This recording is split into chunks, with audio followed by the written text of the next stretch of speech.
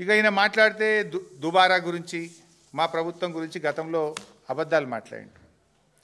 రేవంత్ రెడ్డి గారు ఒక camp office కడుతుండే. ఇప్పుడు మొదలు దానికి 10 కోట్లు శాంక్షన్ చేసిండ్రు. సాల్తలేవంటే 30 కోట్లు శాంక్షన్ చేసిండ్రు. 30 కోట్లు చాలతలేవంటే 70 కోట్లు శాంక్షన్ చేసిండ్రు. ఇప్పుడు 70 చాలతలేవంటే 100 దాటుతుందట. మళ్ళీ అది ఎక్కడ కడుతుండ్రు? ఇది ఎంసీహెచ్ఆర్డీలో దాదాపు 100 కోట్లు పైచిలకు ఖర్చు పెట్టి ముఖ్యమంత్రి గారు క్యాంప్ ఆఫీస్ కడుతుండ్రు. అవసరమా నీకు 100 కోట్లు? పేదవాళ్లకు ఫీజు రియంబర్స్మెంట్ అడిగితే నన్ను కోసుకతి నుండి పైసలు లేవంటాడు. ఈయన ఫుట్బాల్ షోకుల కోసం, ఈయన ఫుట్బాల్ ఆడడం కోసం, ఈయన ఒక్కడి కోసమే 5 కోట్లతోని స్టేడియం కట్టుకున్నాడు ఎంసీహెచ్ఆర్డీలో. 5 కోట్లతో స్టేడియం కడతావు, 100 కోట్లతో రాజ్మహల్ కడతావు.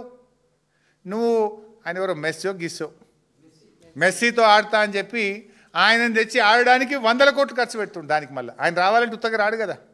ఆ మెస్సీతో ఆడడానికి కోట్ల రూపాయలు ఖర్చు పెడుతుండు. ఆయనతో ఆడనీకి నేర్చుకోవడానికి స్టేడియం కట్టుకుంటే 5 కోట్లు, ఈయన క్యాంప్ ఆఫీస్ రాజ్మహల్కు 100 కోట్ల పైగా ఖర్చు పెడతారంటే ఇప్పుడు మెస్సీని తెప్పించి గేమ్ ఆడితే రాష్ట్రానికి ఏమొస్తుంది?